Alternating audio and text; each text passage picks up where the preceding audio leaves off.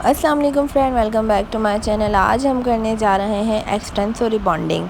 बाल ऐसे हैं कि कर्ली हैं और पतले हैं और नीचे से पहले इन्होंने रिबॉन्डिंग करवा रखी थी। अब काफ़ी साल हो गए तो बाल 5-6 साल बाद रिबॉन्डिंग करवा रही हैं। बालों की लेंथ चेक करें और ऊपर से कर्ल्स आ रहे हैं, ऊपर का बाल मोटा है, नीचे का बाल पतला है। जब ऐसा बाल हो तो आपने क्या करना है, चलिए मैं आपको बताती हूँ। एक्सटेंसो करेंगे हम, उसके साथ हम रिवॉन का रिबॉन्डिंग यूज़ करेंगे। अब हमने क्या करना है ये मैं आपको बताती हूँ। इनके बाल दोनों दो टाइप्स के हैं। मैं सैनिटाइज हेयर वाला एक्सटेंसो यहाँ ले रही हूँ। मेंशन है इस पर सैनिटाइज हेयर, मतलब जो जिनके बाल पतले हैं वो। अब यहाँ मेरे पास स्ट्रॉन्ग वाला रिवॉन का स्ट्रेटनिंग क्रीम है। ये सस्ता होता है, ये आपको मिल जाएगा आसानी से और इसका रिज़ल्ट रिवॉन वाले का बहुत बेस्ट है। ठीक है, तो ये 1 नंबर मैंने लेना है। ये दोनों अलग अलग है, एक लॉरियल एक्सटेंसो, एक रिवॉन का स्ट्रेटनिंग क्रीम। तो मैं लॉरियल एक्सटेंसो का 1 नंबर यहाँ सबसे पहले ऐड करूँगी। ठीक है, क्योंकि बाल लंबे हैं काफ़ी और इन बालों की जो प्राइस हैं वो मैं आपको बता देती हूँ, 10,000 है। 10,000 में हम इनको लाइफ टाइम वाला लुक दे रहे हैं। ये एक परमानेंट लुक है इनका, मतलब लाइफ टाइम वाला। जब तक नीचे बाल जाएगा सीधा ही रहेगा, मतलब ये नहीं कि 1 साल बाद दोबारा कर्ली हो जाए। अब इसके बाद यहाँ मैंने 1 नंबर वाली जो रिवॉन की क्रीम है वो यहाँ ऐड करनी है। तो यहाँ मैं रिवॉन की क्रीम ऐड कर रही हूँ और ये मैंने पूरी ऐड करनी है, क्योंकि ज़ाहिर है अब इतने लंबे बाल हैं, हमने कंजूसी से कुछ भी नहीं ऐड करना है, सारा बिल्कुल ठीक लगाना है। ठीक है, ये पूरा ऐड मैं करूँगी, लेकिन अभी यहाँ मैंने थोड़ा रखा है, बाकी मटेरियल बाद में बनाऊँगी। इनको अच्छे से मिक्स करना है, अच्छे से मिक्स करना है पूरा कंप्लीट। ये मटेरियल हार्ड होता है, इसकी स्मेल बहुत गंदी होती है फर्स्ट क्रीम की, तो ये क्रीम आपने बहुत केयरफुली लगानी है। आपने करने हैं 4 सेक्शन। ठीक है, सबसे पहले मैं यहाँ जो ये कर्ल्स थे इनको स्ट्रेट कर लूँगी। कभी भी आपके पास कोई कर्ली बाल वाला क्लाइंट आए जिनके बाल बहुत ज़्यादा कर्ली हों, नूडल्स से और बहुत एक्स्ट्रा कर्ली, इनके तो इतने कर्ली नहीं थे, इनके वेवी बाल थे, तो आपने स्ट्रेट करना है। उससे क्या होगा, आपको बहुत अच्छा फिनिशिंग वाला रिज़ल्ट मिलेगा। रिबॉन्डिंग एक्सटेंसो करने से पहले आपने हमेशा जो है बालों को वॉश करना है प्योरीफाइंग शैम्पू से। प्योरीफाइंग शैम्पू नहीं है, क्लाइंट ने घर से शैम्पू करा है तो उनको बोलें 2 दफ़ा शैम्पू करके आएँ, अच्छे से बाल वॉश करके आएँ, बिना मास्क लगाए आएँ। मास्क या कंडीशनर नहीं लगाना है, वरना आपके क्यूटिकल्स क्लोज़ हो जाएंगे और इतना अच्छा रिज़ल्ट नहीं आएगा। 4 सेक्शन में बालों को डिवाइड करना है। नीचे की तरफ से एक सेक्शन लेना है और आधा इंच छोड़ के स्कैल्प से आपने जो है प्रोडक्ट अप्लाई करना है बालों में। आधा इंच छोड़ के आपने जो है वर्किंग करनी है और इस तरह से मल्सीफाई पीरियड को रखना है। इस तरह से आपने ऊपर से बालों को लेकर नीचे खींचना है ताकि बालों में अच्छे से मटेरियल लग जाए। अच्छी तरह लगाना है, एक एक बाल आपने चेक करना है कि कहीं मटेरियल लगने से रह तो नहीं गया। जहाँ रह जाएगा वहाँ का बाल जो है डेड नहीं हो पाएगा। इसे बाल डेड होना कहते हैं। हम बालों को डेड कर रहे हैं। डेड का मतलब होता है कि बालों से जो है बालों का लास्टिक बनना। ठीक है, तो बाल जो हमारा है उसमें जो है डेड होने के लिए ज़रूरी है कि हम फर्स्ट क्रीम को अप्लाई करें। तो ये क्रीम आपको इसी तरह लगानी है। ये काफ़ी टाइम में लगती है। अगर आपके पास इतना टाइम नहीं है, आप एक ही बंदी हैं करने वाली, तो वो भी मैं बताऊंगी आप कैसे कर सकती हैं, क्योंकि जहां आप पहले लगाएंगी वहां रिज़ल्ट आ चुका होगा, जहां बाद में लगाएंगी वहां नहीं आया होगा। तो इससे आपके बालों में फ़र्क आएगा। आपके बाल डैमेज भी हो सकते हैं जहाँ पहले लगे हों, और जहाँ बाद में लगे हों वहाँ रिज़ल्ट नहीं आया, क्योंकि साथ में तो वॉश आपने एक साथ कराना होगा ना। तो इसके लिए आपने क्या करना है, या तो आपके पास काम करने वाली वर्कर्स हों तो वो साथ में साइड की भी कर सकती हैं रिबॉन्डिंग, एक साथ खड़े होकर 4 वर्कर या 2 वर्कर काम कर सकती हैं। लेकिन ऐसा नहीं है तो आप अकेले हैं, तो उसके लिए भी आपने क्या करना है ये मैं आपको आगे बताऊँगी। मेरी वीडियो स्किप मत कीजिएगा, वीडियो को शुरू से लेकर एंड तक ज़रूर देखिएगा। जो बात ना समझ आए कमेंट में आप लोग पूछ सकते हैं। ये वीडियो ऐसी है कि आपको पूरे यूट्यूब पे नहीं मिलेगी। वजह क्या है, मैं आपको मिक्सिंग करके काम करना सिखा रही हूँ। अगर आपके पास अगर सैनिटाइज हेयर वाला ही एक्सटेंसो होता, अगर हम डायरेक्ट वो करते तो हमें इतना अच्छा रिज़ल्ट नहीं मिलता। हमने स्ट्रॉन्ग प्रोडक्ट भी इसमें ऐड किया है, हमने कोई मास्क ऐड नहीं किया। मास्क का काम हमारा सैनिटाइज वाले एक्सटेंसो ने ही कर दिया है, तो हमें यहाँ रिज़ल्ट 2 गुना मिलेगा, 2 गुना ज़्यादा अच्छा मिलेगा।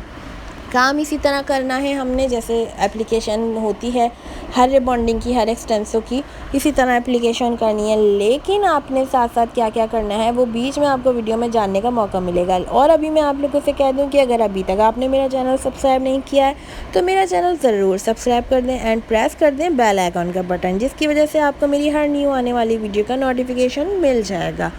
अगर आपके पास ज़्यादा कर्ली बाल आए तो आपने जो एक्सटेंसो है वो जो सैनिटाइज हेयर वाला है लॉरियल का वो नहीं करना। आपने इसमें आपके पास 3 ऑप्शन आते हैं, तो आपने जो दूसरा ऑप्शन है नेचुरल हेयर वो यूज़ करना है, क्योंकि वो हार्ड बालों पे होता है। नेचुरल वाला आप वर्जिन बालों पे कर सकते हैं, जो नेग्रो कर्ली बाल हैं उन पे कर सकते हैं। मेटालिक बाल जो होते हैं मेटालिक बालों पे कर सकते हैं।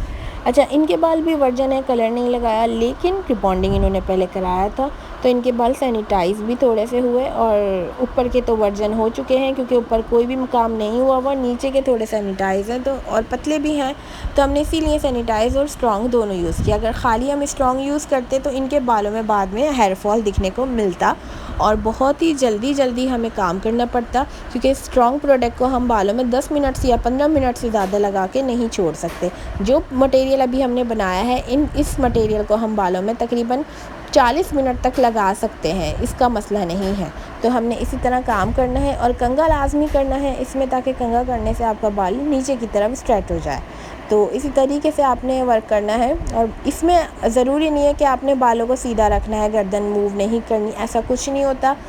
फर्स्ट क्रीम में आप मूव भी कर सकते हैं, गर्दन इधर उधर देख सकते हैं, बाल टेढ़ा भी हो जाए तो कोई मसला नहीं होता, क्योंकि अभी हम सिर्फ और सिर्फ बालों को डेड कर रहे हैं। इतने ईजी अल्फाज में आप लोग को सिर्फ इसलिए बोल रही हूँ ताकि आप मेरी वीडियो से कुछ सीखें, ना कि मैं आपको करके दिखाऊँ और चुप करके मैं आपको दिखाती रहूँ, नहीं। लेकिन मैं आपको बताऊंगी हर एक वो बात जो बहुत इम्पॉर्टेंट है, तो आपको सीखने के लिए मदद मिलेगी, देखने से सिर्फ मदद नहीं मिलेगी। जो मैं आपको बातें बता रही हूँ सब इसी से ही मदद मिलेगी। आपने पूरे बालों को भी कंघा नहीं करना, क्योंकि नीचे बालों पे लग चुका है और आप वहाँ अपना काम कर चुके हैं। सारे बालों को सेक्शन बाय सेक्शन करके पतले पतले सेक्शन लेके ही करना है, इसी तरीके से करना है।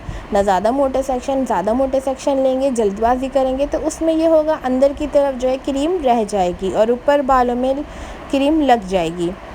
हर तरफ बालों में सेम प्रोडक्ट सेम मिक़दार में लगना चाहिए, एक एक बाल आपने जो है कर लेना है। इसी तरह अब हमने जो है फर्स्ट क्रीम लगा ली थी और उसको छोड़ा था, टाइम हमारा थोड़ा सा ज़्यादा लगा क्योंकि बाल लंबे थे। अब हमने उसको वॉश करवाया 40 मिनट बाद, 40 मिनट्स बाद हमने वॉश करवाया है और वॉश करने के लिए हमने नॉर्मल पानी से वॉश किया है। जहाँ पहले क्रीम लगाई थी वहाँ हमने थोड़ा सा पानी लगा के उसको वॉश कर लिया, हिस्सा वॉशिंग यूनिट पे बिठा के, और बाद में दूसरी जगह पे हमने बिठा के वॉश कर लिया। उसकी वीडियो हम थोड़ी नहीं बना पाए, लेकिन मैं आपको वॉइस में इसीलिए बता रही हूँ ताकि आप कंफ्यूज ना हो। वॉश करना मुश्किल नहीं होता, बस 40 मिनट्स तक लगा के छोड़ दें।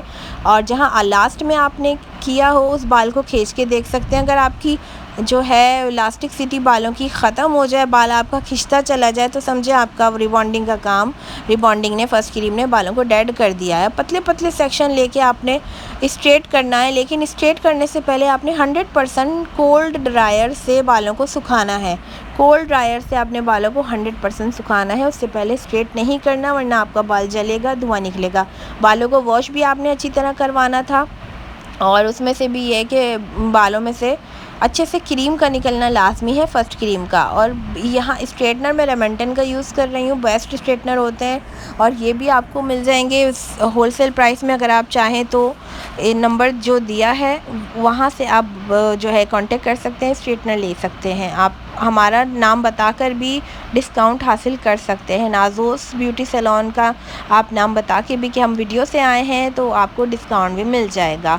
और मज़ीद आपने एक बाल देखें, ऊपर से जो है बाल होते हैं ना, यहाँ से कर्ल्स होते हैं और काफ़ी हार्ड कर्ल्स होते हैं बेबी हेयर्स में, तो इनको आपने ना पकड़ पकड़ के हाथों से जो है करना है। ये चेक करें यहाँ पे ना कितने हार्ड वाले कर्ल होते हैं, सबके ही होते हैं जो लोग रिबॉन्डिंग कराने आते हैं, क्योंकि कर्ल्स के साथ ही आते हैं। और ये पकड़ पकड़ के आपने ऐसे करना है, क्योंकि बालों से निकलता है धुआं और स्कैल्प पे लगता है, तो इस बात का ख्याल रखना है स्कैल्प ना जले। और इन बालों को अगर आपने अच्छे से स्ट्रेट नहीं किया तो फिर आपका आगे का काम मुश्किल हो सकता है। बहुत अच्छे से आपने 10 से 12 दफ़ा स्ट्रेटनर को फेरना है एक ही लट पे। तो आपने इसी तरह करना है, बार बार नीचे वाले बालों को भी दोबारा प्रेस करना है। और रिबॉन्डिंग या स्टेंसो आप भाई सर्दियों में करवाया करो, गर्मियों में ना कराया करो, उसमें बाल बहुत आप खुले नहीं रख पाते हो, क्योंकि इसमें 3 दिन की केयर बहुत लाजमी होती है। इस बात का आप ख्याल रखा करो, वरना एसी अगर आप यूज़ कर रहे हो तो फिर तो वेल एंड गुड है, उसके लिए तो कोई प्रॉब्लम ही नहीं है। तो अब आपने अच्छी तरह से बालों को स्ट्रेट कर देना है और एक एक बाल आपका स्ट्रेट होना चाहिए जैसे वीडियो में दिखाया जा रहा है। मैं कितनी दफ़ा बार बार जो है स्ट्रेट करवा रही हूँ बालों को, क्योंकि मुझे लगता ही है कि स्ट्रेट अच्छे से बाल नहीं हुए हैं। तो इसी तरह से आपने बालों को स्ट्रेट कर लेना है और टेल्कोम की मदद से ही आपने बालों को स्ट्रेट करना है। कोई भी ब्रश का यूज़ नहीं करना है, क्योंकि उससे आपका एक एक बाल जो है स्ट्रेट नहीं हो पाएगा। फ्रंट से करें, बैक से करें, सेक्शन निकाल के करें, पतले पतले सेक्शन लेके करें। बालों को इसी तरीके से स्ट्रेट करना है। इनके बाल नीचे के पतले हैं, ऊपर के भी पतले ही हैं, लेकिन ऊपर फिर भी वॉल्यूम है बालों में। नीचे के बाल ज़ाहिर है पतले हैं, क्योंकि पहले रिबॉन्डिंग भी कराई थी। और कटिंग अगर आप बालों को नहीं कराते हैं ना, तो ये आप बहुत गलती करते हो। कटिंग लाजमी कराया करो आप 2 मंथ्स में, 3 मंथ में नीचे से थोड़े थोड़े आप कट करवाते रहा करो। उससे आपके बालों में जान आती है, ग्रोथ अच्छी होती है और बेस्ट रहता है।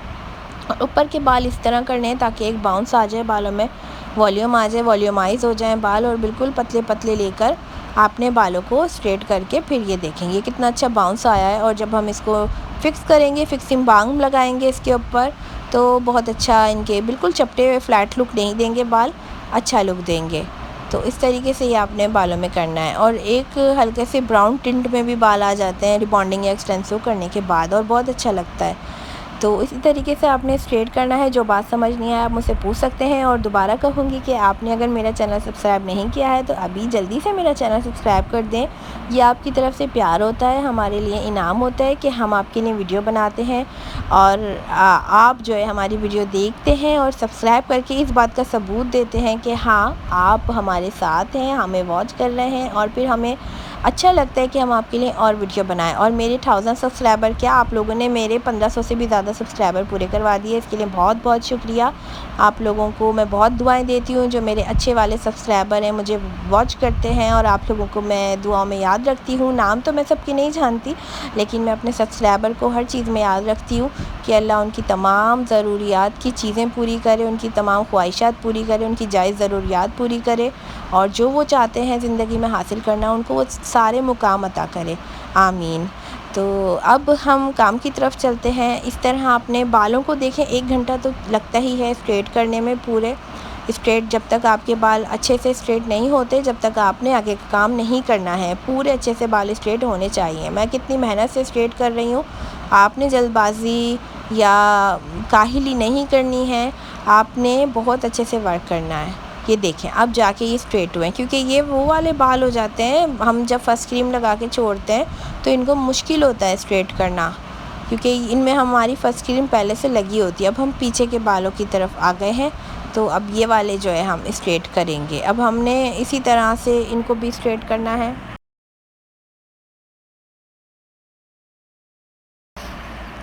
जी, तो चेक कीजिए, पतले पतले सेक्शन दोबारा लिए, अब इसी तरह से स्ट्रेट किया। ये बहुत लंबी वीडियो हो जाती अगर मैं एक एक चीज़ आपको कर कर के दिखाती, तो वीडियो बहुत लॉन्ग हो जानी थी और फिर आप भी बोर होने लगते। तो इसी तरह देख लें, पीछे के बाल भी स्ट्रेट करने हैं और जड़ से करने हैं, लेकिन जड़ की तरफ से स्ट्रेटनर आपने जल्दी जल्दी चलाना है ताकि स्ट्रेटनर की गर्माइश बालों में ना लगे। अब हम एंड करने जा रहे हैं स्ट्रेटनर का काम। अब मैं यहाँ आपको बहुत मेन बात बताऊँगी जो आपने करनी है। स्ट्रेटनर का काम हम कर रहे हैं ख़त्म, ऊपर के 2 सेक्शन बाकी हैं। जब ये स्ट्रेटनर आपका पूरा हो जाएगा तो आपने इसके अंदर फिक्सिंग बाम लगाना है, जो 2 नंबर वाली क्रीम है वो लगाना है, लेकिन आपने कैचर का यूज़ नहीं करना। बालों को कान के पीछे अभी नहीं लेके जाना।